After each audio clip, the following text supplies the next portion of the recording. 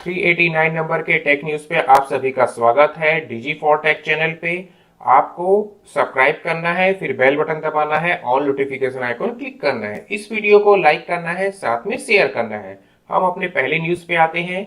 Nothing phone को नवंबर महीने का सिक्योरिटी पैच वाला ओटी अपडेट मिल चुका है। काफी छोटा अपडेट है, 80 MB का अपडेट है, तो आप कर लीजिएगा। नथिंग फोन पे ऐसा कोई शिकायत नहीं आया कि अपडेट करने से किसी का फोन डेड हो रहा है, कैमरा डेड हो रहा है या डिस्प्ले खराब हो रहा है। ठीक है, इस अपडेट पे आपको सिक्योरिटी पैच अपडेट मिला है और एयरपॉड अगर आप कनेक्ट करते हैं तो उसका बैटरी परसेंटेज दिखाने लग जाएगा। नथिंग फोन का एक और अपडेट है, आगे के वीडियो पे आपको देखने को मिल जाएगा अपडेट न्यूज।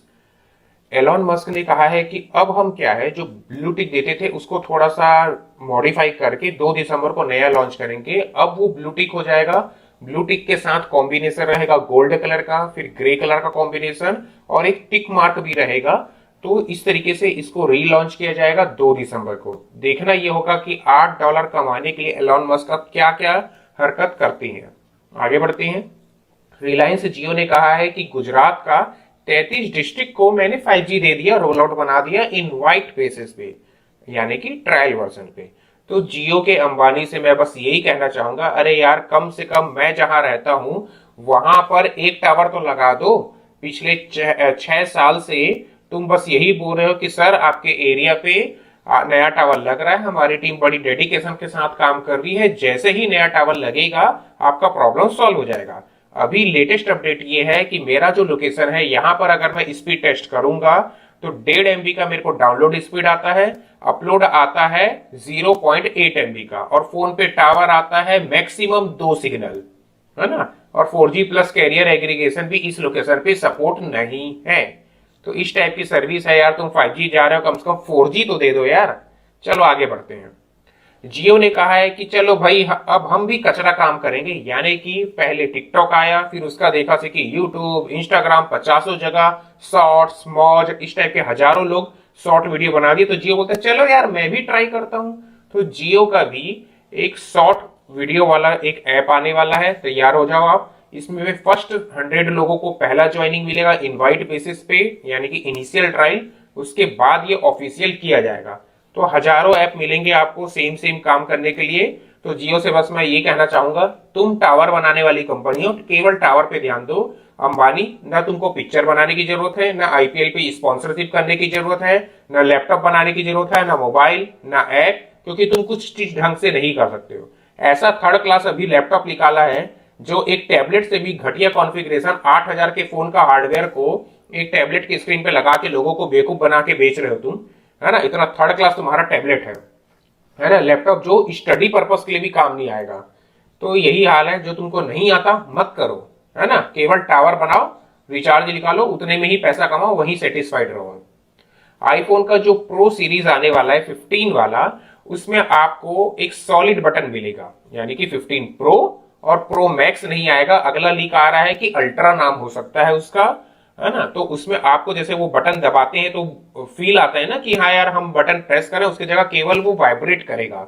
वो एक सॉलिड बटन रहेगा, जिससे कि आईफोन का कहना है कि मेरा आईपी रेटिंग और ज्यादा इंप्रूव हो जाएगा। ठीक है यार, तुम करो, तुमको तो कुछ नया करने आता ही नहीं है, केवल एक नया प्रोसेसर लाना है तुमको हर साल, है ना। प्राइस बढ़ाना है, बाकी लुक वही रखना है, डिजाइन वही रखना है, चिंदीगिरी वाला बैटरी और चार्जिंग वही रखना है, और कुछ नया नहीं। ले देके तो तुमने बड़ा सा नॉच को घटा के डायनेमिक नॉच बना पाए हो इतने 5 साल के मेहनत पे, और अगला नया डिजाइन, कैमरा, बम, कुछ चीज चेंज नहीं करने आता तुमको, घिसते रहो वही चीज को। नॉइस कंपनी का एयरबड 2 रिलीज हुआ है। इस कंपनी के ऊपर मेरे को भरोसा नहीं है। अगर आपको मिड बजट पे बोट का लेना है या बोल्ट का ले लें, वही 2 कंपनी सजेस्टेड है। बाकी जितने पीट्रॉन है, नॉइस है, ये सब इग्नोर करने वाले कैटेगरी के हैं। लेकिन आपको लेना ही है, आपके पास बिल्कुल भी 100 रुपए भी आप नहीं बढ़ाना चाहते, एकदम बहुत ही ज्यादा टाइट बजट पे हैं, तभी आप इन सब ब्रांड को कंसीडर करें, अदरवाइज इग्नोर मार दें। तो इसमें आपको मिलने वाला है ब्लूटूथ 5.3 का कनेक्टिविटी, 13 mm का ड्राइवर, ENC है यानी कि इन्वॉल्वमेंटल नॉइस कैंसिलेशन, 40 घंटे का बैटरी बैकअप का नॉइस क्लेम कर रहा है केस के साथ, और प्राइस है 1800 रुपए। तो यार उससे अच्छा 500-800 रुपए लगा लो, 2500-2600 के आसपास में ना बोट और बोल्ट का आ जाता है, उनका लो, वो ज्यादा अच्छा है लो बजट में। आईफोन का जो फैक्ट्री है फॉक्सकॉन वाला, चाइना वाला, उस पे 20,000 लोगों को पहली बात तो नौकरी में रखा गया। अब उन 20,000 लोगों को ये बोला गया कि यार तुम तो बड़ी कंपनी फॉक्सकॉन के अंदर काम करोगे, आईफोन बनाओगे। तो उन्होंने खुशी खुशी, चलो यार हमको तो नौकरी मिल रहा, आ जाते हैं। जब उन्होंने चालू किया तब ये पता चला कि यार हमको तो तुम जितना पैकेज दे रहे हो उससे तो 4 गुना तो तुम हमसे काम ले रहे हो।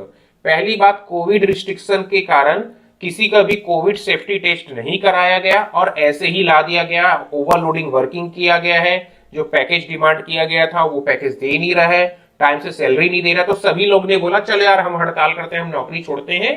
तो ये जो है फॉक्सकॉन का ये हरकत, जो दशा है वो केवल आईफोन के कारण है, क्योंकि आईफोन प्रेशर दे रहा है फॉक्सकॉन के ऊपर कि यार देखो यार पूरे वर्ल्ड पे जितना मेरा आईफोन बिकता है उसमें से 70% आईफोन फॉक्सकॉन ही बनाता है, चाइना वाले अपने फैक्ट्री पे। तो 30% के प्रोडक्शन के साथ वो पूरा वर्ल्ड पे तो कब्जा नहीं कर सकता आईफोन। तो वो यहाँ दबाव दिए जा रहा है कि यार मेरे लिए फोन बनाओ, तभी ये हरकत करने पड़ रहा है और उस वजह से बेचारा फॉक्सकॉन लपेटे पे आ गया। चलो आगे बढ़ते हैं। ओप्पो का F21 Pro का भी Android 13 ColorOS 13 के ऊपर अपडेट आ चुका है। देखो ओप्पो का भी ज्यादा तो इस साल नहीं न्यूज आया है कि वो डिवाइस खराब कर रहा है, बट फिर भी आप सावधानी रखें। पहले यूट्यूब, ट्विटर वगैरह सोशल प्लेटफॉर्म रिसर्च कर लें। और वैसे भी यार आज अपडेट आया तो आज के आज ही आपको इसे अप्लाई करना कोई जरूरी नहीं है, थोड़ा सा रुक जाओ, सेटिस्फाइड हो जाओ, फिर कर लेना। इतना क्या हड़बड़ी है, आपने जब इतना दिन रुका है नए अपडेट के लिए तो थोड़ा सा और सही। एप्पल ने कहा है कि अब मैं यार बजट सेगमेंट का एक पेंसिल बना दूंगा। अभी करेंटली बात करें तो एप्पल का जो पेंसिल है वो दो प्राइस पे आता है, एक $99 और एक $129, जिसे अगर आप कन्वर्ट करते हैं तो लगभग 8,000 रुपए और एक 10,500 रुपए पड़ता है। तो एप्पल ने कहा नहीं यार मैं थोड़ा सा बजट वाला बनाता हूं, और उनका बजट है $50, जो रफली बनता है आपका 5,000 के आसपास का वैल्यू आएगा। तो अब आप अगर एप्पल के फैन हैं, पेंसिल यूज करना चाहते हैं, तो एक 5,000 के बजट में आपको एक एप्पल का पेंसिल मिल सकता है। सैमसंग का गैलेक्सी A34 का डिजाइन सामने आया है। सबसे बड़ी बात, 30,000 रुपए का ये फोन होने वाला है और इसमें आपको केवल 5G मिलेगा, 6.5 इंच का डिस्प्ले मिलेगा, 3.5 mm जैक मिलेगा, टाइप सी की चार्जिंग मिलेगी, सुपर एमोलेड डिस्प्ले है, कोई प्रोसेसर का लीक नहीं आया है। डिजाइन आप देख लो, नॉच वाला डिस्प्ले है, इतना चीन और बेजल्स पे इतने डिजाइन दिया, इतना गंदा आउटडेटेड, और 30,000 वैल्यू को तो बिल्कुल भी जस्टिफाई नहीं करता है ये प्रोडक्ट। पीट्रॉन अगेन, जैसे कि मैंने कहा, नॉइस, पीट्रॉन, ये सब लो ब्रांड के फोन मतलब TWS वगैरह बना रहे हैं, तो इन पे आप बहुत ही ज्यादा मजबूर है तभी ये सबको ध्यान दे। अदरवाइज फर्स्ट पे आप बोट पे जाए, सेकंड पे बोल्ट ही परचेस करें, ठीक है। अगर आपका हैवी अच्छा बजट है तब तो आप सीधा फिर हाई फाई पे जा सकते हैं, नो डाउट, है ना। तो ये ब्रांड का अभी आपको नथिंग ने जैसे ईयर स्टिक यानी कि लिपस्टिक वाले शेप में ईयर स्टिक अपना लॉन्च किया है, तो उसको कंपीट करने के लिए पीट्रॉन ने बोला चलो यार मैं भी कुछ ट्रांसपेरेंट वाला नया बना देता हूं। तो पीट्रॉन ने बनाया है अपना TWS। इसका लॉन्च ऑफर है 1,000 रुपए में आपको मिल रहा है, और लॉन्च ऑफर खत्म होने के बाद ये 1,300 रुपए में आपको मिलेगा। 32 घंटे तक का बैटरी बैकअप इसमें मिल सकता है केस के साथ, और ब्लूटूथ 5.1 की कनेक्टिविटी है, 10 mm का ड्राइवर है। तो स्ट्रिक्ट बजट यूजर्स के लिए ठीक है, अदरवाइज ध्यान देने की जरूरत नहीं है। नथिंग फोन का जैसे मैंने कहा दूसरा न्यूज भी आपको मिलेगा। तो पहला न्यूज मैंने बताया था नवंबर का OTA अपडेट आ चुका है, वो था एंड्रॉइड 12 के ऊपर। अब ये है कि एंड्रॉइड 13 का इंटरनल बीटा टेस्टिंग सामने आ चुका है। जो CEO है इस कंपनी के, काल पाई, उन्होंने ट्विटर हैंडल पे ट्वीट करके बताया कि देखो यार मैं तो नथिंग फोन पे, है ना, एंड्रॉइड 13 यूज कर रहा हूं। तो जैसे ही वो तो यूज करना चालू कर दिए हैं, क्लैरिफाई करेगा उनका टीम जो है, उनका सॉफ्टवेयर टीम ये बोल देगा कि हाँ यार ठीक है चलो पब्लिक रोल आउट के लिए रिलीज कर देते हैं, तब आपको जल्दी से मिल जाएगा। तो मोस्ट प्रोबेबली अगले महीना ही मान के चलो यार, ये महीना तो एंड हो ही गया है। तो इस वर्जन का नाम होने वाला है 1.5। अभी आपको 1.1.0 वाला OTA अपडेट मिला होगा नवंबर वाला, तो उसे आप चलाओ, उसके बाद ये वाला आपको मिल जाएगा। गूगल का जो मैसेज ऐप है पर्सनली मुझे तो पसंद नहीं है। अगर आप यूज करते हैं तो आपके लिए उसमें एक इमोजी का सपोर्ट आने वाला है, जिससे अब आप टेक्स्ट मैसेज में भी इमोजी रिप्लाई कर सकते हैं बिना टेक्स्ट का बेसिस पे टेक्स्ट रिप्लाई किए हुए, ठीक है। और ये जो गूगल RC सर्विस यूज करता है, फ्रेंकली एप्पल के आई मैसेज के सामने इसका कोई हैसियत नहीं है। और ये इतना थर्ड क्लास ऐप है कि हमेशा बग से भरा रहता है। कभी भी मैसेज एक बार में सेंड है तो कर ही नहीं पाता, इतना घटिया ऐप है ये। और अगर मैसेज सेंडिंग फेल्ड भी हो जाएगा ना तो आपको नोटिफाई भी नहीं करेगा वो कि मैसेज सेंडिंग फेल्ड हो गया। आप खुद जाके देखो, अरे मैंने टेक्स्ट मैसेज किया था, मैसेज सेंडिंग फेल्ड हो गया, अच्छा अब मैं इसे रीसेंड करता हूं, है ना। इतना घटिया ऐप है ये। सैमसंग का गैलेक्सी S23 का जो अल्ट्रा वाले का डिस्प्ले है उसमें 2200 निट्स का डिस्प्ले रहेगा। अब ये सैमसंग को क्यों करना है, क्योंकि इस साल जो आईफोन आया है उसमें 1800 निट्स की ब्राइटनेस है प्रो वाले मॉडल पे। तो सैमसंग का डायरेक्ट कॉम्पिटिटर तो एक ही ब्रांड है ना भाई, आईफोन है। अब जब उसने 1800 तक ला दिया तो मैं थोड़ा सा और क्यों ना बढ़ाऊं, तो चलो यार मैं 2200 निट्स दे देता हूं, है ना। 8+ Gen 2 का ओवरक्लॉक वाला सीपीयू जीपीयू वाला बना के दूंगा। और अब टच सैंपलिंग रेट के लिए पागलपंती क्या किया जाए, तो एक काम करते हैं, मैं टच सैंपलिंग रेट दे देता हूं 960 हर्ट्ज तक का टच सैंपलिंग रेट है। तो बस इनके पास यही बचा है, और कुछ ना डिजाइन बच गया है नया, है ना कुछ क्रिएटिविटी करने के लिए बचा है। बस यही एक दो सामान बचा है, इसी को ऊपर नीचे करते रहना इन लोग को। कैमरा स्पेक्स आपको बता देता हूं, आप सेल्फी कैमरा पे निराश होने वाले हैं, है ना। 16 मेगापिक्सल का सेल्फी मिलेगा आपको, जो कि काफी निराशाजनक हो जाएगा बहुत लोगों के लिए। बैक की बात करते हैं तो पहला कैमरा है 200 मेगापिक्सल, दूसरा कैमरा है 16 मेगापिक्सल और तीसरा कैमरा है 12 मेगापिक्सल। ट्रिपल कैमरा सेटअप मिलेगा, 8+ Gen 2 मिल जाएगा। साथ में आपको सीपीयू जीपीयू दोनों ओवरक्लॉक रहेगा। सैमसंग का E6 एमोलेड LTPO 3.0 वाला डिस्प्ले मिलेगा, जो कि 2200 निट्स पिक ब्राइटनेस रहेगा। ऐसा नहीं कि हमेशा आपको मिलेगा, पिक ब्राइटनेस का इस पे। और टच सैंपलिंग रेट है 960। बस यही रहने वाला है और कुछ चेंज नहीं होगा आपका। Vivo का X80 Pro पे भी Android 13 Fun Touch OS 13 का अपडेट आ चुका है। इसे भी आप अपडेट कर सकते हैं, क्योंकि Vivo के भी फोन उतने ही ज्यादा, है ना, डैमेज हो रहे हैं अपडेट के बाद। ऐसा कोई मेजर अपडेट नहीं आया है, फिर भी इसे थोड़ा सा सावधानी रख के अपडेट कीजिएगा, है ना। एकदम हड़बड़ी करने की जरूरत नहीं है।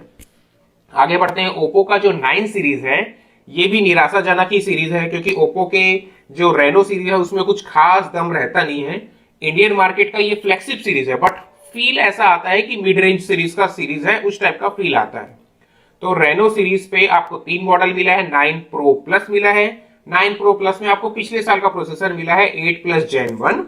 अब बात करते हैं नॉर्मल 9 Pro, उसमें आपको पकड़ा दिया है कंपनी कि चलो यार मैं डायमेंसिटी दे देता हूं 8200, ठीक है। अब नॉर्मल वाला 9 पे बोल रहा है कि मैं 778 SoC दे देता हूं। प्राइस की बात करें तो जो टॉप वाला मॉडल रहने वाला है वो आपको नियरली 48,000 का मिलेगा, मतलब 47,800 समथिंग का होने वाला है 9 Pro Plus। और नॉर्मल 9 Pro जो आपको मिलेगा वो आपको मिल सकता है कितने में, 42,500 रुपए में। और बात करते हैं नॉर्मल वाले 9 की, तो वो आपको मिलेगा 36,500 रुपए। तो ये इनका बेस वेरिएंट है। बैटरी वही है यार, 4500 mAh की बैटरी है, 66 वॉट की चार्जिंग है। और टॉप वाले मॉडल जो है Pro Plus उसमें 80 वॉट का चार्जिंग दे दिया है।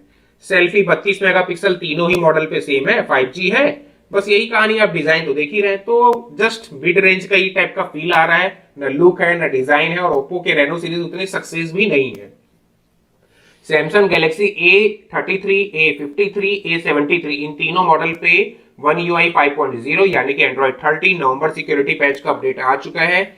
सैमसंग का फोन इस साल बहुत ज्यादा खराब हुआ है। ओटी अपडेट पे सैमसंग का, वन प्लस का और रेडमी का, पोको का, रियलमी का, इतने ब्रांड्स के फोन इस साल अपडेट के दौरान काफी खराब हुए हैं। तो बहुत ही ज्यादा सावधानी से आप अपडेट करना, और आपके लिए ये अपडेट करना कंपलसरी भी है, क्योंकि इसके बगैर आपको 5G तो इनेबल होगा ही नहीं, क्योंकि इस अपडेट से ही 5G रोल आउट को इनेबल किया है ना एयरटेल और जियो के लिए।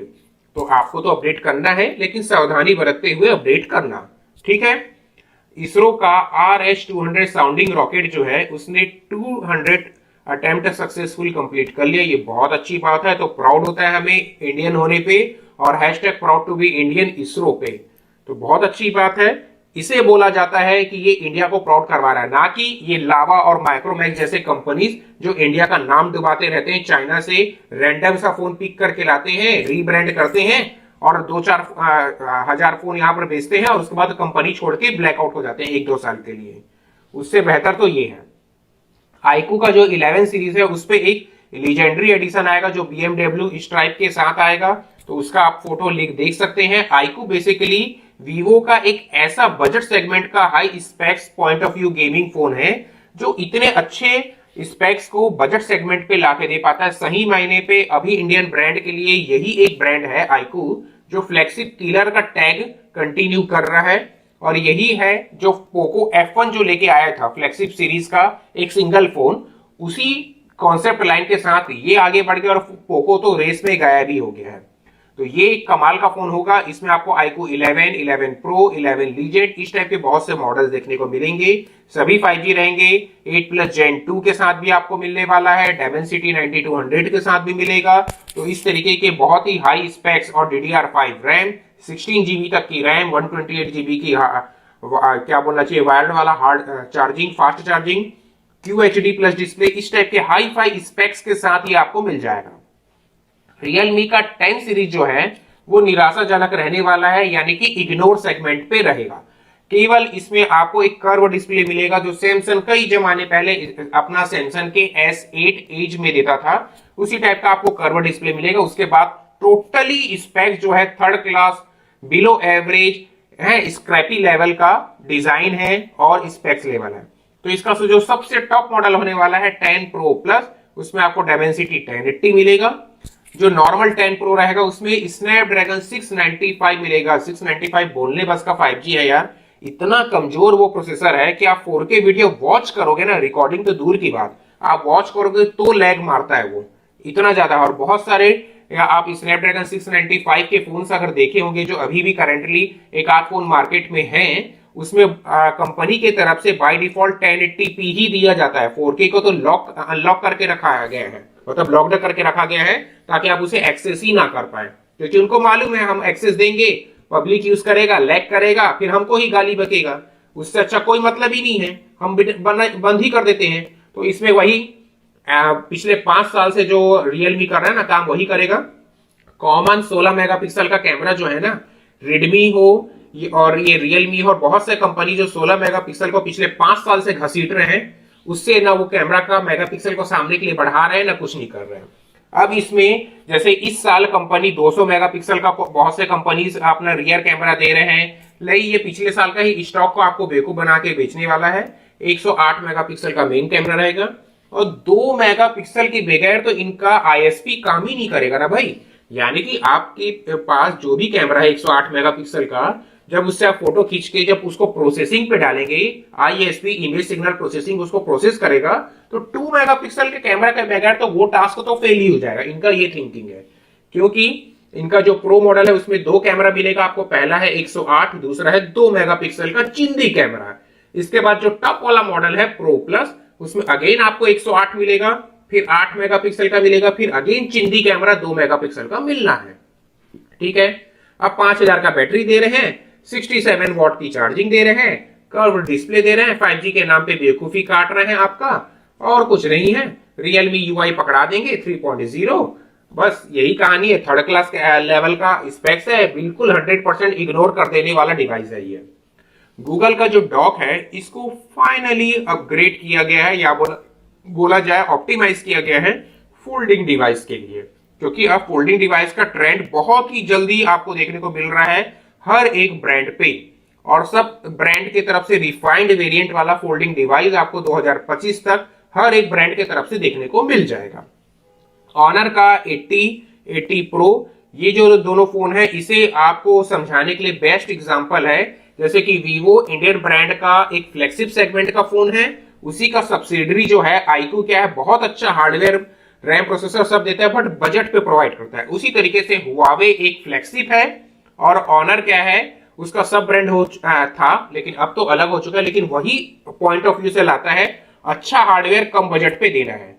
तो हुआवे और ऑनर के भी फोन अच्छे होते हैं, डेटा प्राइवेसी इशू वो अलग टॉपिक है, बट इनका जो रैम, प्रोसेसर, डिजाइन, स्पेक्स, ये जो UI इंटरफेस जो दे रहे हैं, काफी कुछ अच्छा है। अब ये इंडिया पे आता नहीं है, वो सैड बात अलग है। तो अब बात करते हैं इन दोनों फोन पे आपको 160 मेगापिक्सल का मेन कैमरा मिलेगा, 8+ Gen SoC मिलेगा। प्रो वाले मॉडल पे, नॉन प्रो मॉडल पे आपको 778G मिलेगा, और इसके बाद मैजिक OS 7.0 मिलेगा, जो आपका बेस्ड है किसके ऊपर, एंड्रॉइड 13 के ऊपर। तो काफी अच्छा है, बजट सेगमेंट का फोन है और बेस्ट स्पेक्स के साथ आ रहा है। सेजेन ये जो है ये डीसी वाला सेजेन नहीं है, ये एप्पल वाला सेजेन है। तो अगर आपको ये ऐप याद हो, अगर आप भूले नहीं होंगे, तो ये एप्पल का जो ऐप है ये म्यूजिक को रिकॉग्नाइज करने के लिए बनाया गया था। ऐसे आलसी लोगों को जिनको सर्च करना नहीं है, कहीं पर गाना सुनाई दे रहा है, इस ऐप को ऑन करके आप छोड़ दो, ये ट्रैक वो गाना को सुनेगा और आपको सर्च वर्च करके बता देगा यहाँ अवेलेबल है यार, जाओ डाउनलोड कर लो या सुन लो। अब इसे मटेरियल यू डिजाइन के हिसाब से रीडिजाइन कर दिया गया है और ये केवल वर्क करेगा एंड्रॉइड 12 एंड 13 के लिए। तो ठीक है यार, लेट आए लतीफ आए, वैसे तो इस ऐप को तो इंडियन मार्केट में कोई पूछता भी नहीं है। आईक्यू का नियो 7 SE जो है ये काफी इंटरेस्टिंग फोन रहने वाला है, क्योंकि इसका जो लीक प्राइस आ रहा है वो 35,000 का, और 35,000 पे आपको मीडियाटेक डायमेंसिटी 8200 मैक्स वाला प्रोसेसर मिल सकता है। साथ में 5G वगैरह रहेगा, लिक्विड कूलिंग रहने वाला है, एम्बुलेंट डिस्प्ले है, 120 हर्ट्ज का रिफ्रेश रेट है, 5000 mAh की बैटरी है और 80 वॉट की फास्ट चार्जिंग आपको इसमें मिल सकता है। तो बजट पे, सही मायने पे अगर आपको गेम खेलना है, लो बजट है, तो 30-35 के रेंज में दी बेस्ट ये फोन रहने वाला है। लुक्स भी इसका काफी अच्छा है। सैमसंग का गैलेक्सी वॉच 5 और 5 प्रो पे आपको नया OTA अपडेट आ चुका है, जिसका साइज है 500 MB। और अभी फीफा वर्ल्ड कप चल रहा है, तो इन्होंने कहा कि चलो यार मैं वॉच फेस जो है ना उसको बॉल शेप में डिजाइन कर देता हूं और एक OTA अपडेट निकाल देता हूं नवंबर 2022 बोल के, ठीक है। तो बिल्कुल भी अपडेट नहीं करना है, क्योंकि सैमसंग ने इस साल अपने मोबाइल को खराब किया है, साथ में वॉच को भी अपडेट के दौरान ना इनका वॉच भी डेड हो चुका है। तो पहले दूसरे लोगों को देख लो इंटरनेट में सर्च करके, तब जाके अपडेट करना, ठीक है।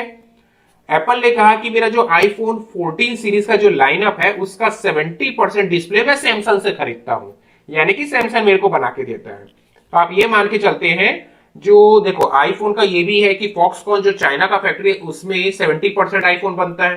तो हम ये मोटा मोटा मान लेते हैं कि जितना फोन वहां बनता है वो पूरा सैमसंग डिस्प्ले वहां फिट होता है, क्योंकि इन्होंने खुद कहा कि मैं 70% डिस्प्ले सैमसंग से यूज करता हूं। तो बाकी जो 30% है वो कोई वियतनाम है, ताइवान है, और ये फिलीपीन है, इंडोनेशिया है, इंडिया है, सब जगह रैंडम कुछ कुछ परसेंट का मैन्युफैक्चरिंग इसका असेंबली लाइन है। तो वो सब जगह को आप मिलाओगे और बाकी 30% जो डिस्प्ले है वो कंबाइन होके आता है LG के तरफ से और BOE के तरफ से। तो ये दो ब्रांड बाकी रिमेनिंग 30% डिस्प्ले आईफोन के लिए देते हैं, ठीक है। आगे बढ़ते हैं। सैमसंग गैलेक्सी S23 पे भी, जैसे कि मैंने पहले ही कहा है कि सैमसंग और आईफोन ही एक दूसरे के क्लोजेस्ट कॉम्पिटिटर है। अब आईफोन ने 1800 निट्स का डिस्प्ले निकाला, तो सैमसंग बोलता है चलो यार S23 में मैं 2200 निट्स की डिस्प्ले निकालूंगा। उसी तरीके से एप्पल ने सैटेलाइट कम्युनिकेशन रिलीज किया, अब सैमसंग बोलता है मैं भी ला देता हूं यार, मैं क्यों पीछे रहूं। तो अब आपको सैटेलाइट कम्युनिकेशन मिल सकता है गैलेक्सी S23 वाले वेरिएंट पे, ठीक है। अब वो देखने वाली बात होगी कि केवल अल्ट्रा पे मिलेगा S23 अल्ट्रा की बाकी मॉडल पे भी मिलता है, ठीक है।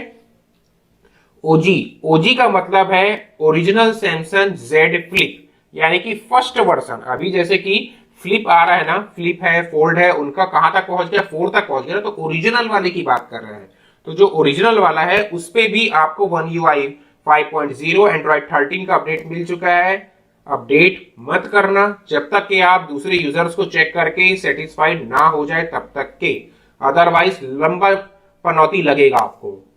ऑनर ने एक बजट सेगमेंट का ANC वाला TWS रिलीज किया है, $70 है, यानी कि लगभग आप ये मान सकते हैं 5,500 का है। और इस पे 32 घंटे का बैटरी बैकअप है। लुक डिजाइन काफी अच्छा है, IP रेटिंग का भी सपोर्ट दिया गया है, 10 mm का ड्राइवर है। तो काफी अच्छी प्रोडक्ट ऑनर लेके आता है। बट सैड ये है कि अब आपको ये इंडियन मार्केट में नहीं मिलता। जैसे कि अगर मैं मिस करता हूं आसूस का जो जेनफोन सीरीज है, जेनफोन का 6Z अभी सबसे लेटेस्ट आया था, वो कॉम्पैक्ट फोन है, टॉप नॉच स्पेक्स के साथ आता है, बट वो इंडियन ब्रांड पे नहीं मिलता है, इंडियन मार्केट पे। तो कुछ ऐसे प्रोडक्ट है जिसे रियल पे मिस किया जाता है, बट वो ऑफिशियली अब इंडिया पे अवेलेबल नहीं है। तो यही था आज का न्यूज। अगर आपको ये न्यूज पसंद आ गया है तो प्लीज लाइक करें, शेयर करें, चैनल को सब्सक्राइब कर दें और नोटिफिकेशन आइकन को क्लिक करके रखेंगे, तभी मेरी नई वीडियो की इंफॉर्मेशन आप तक मिलेगी। अब हम मिलते हैं अपने नेक्स्ट वीडियो पे, तब तक के लिए thank you, have a nice day, good bye.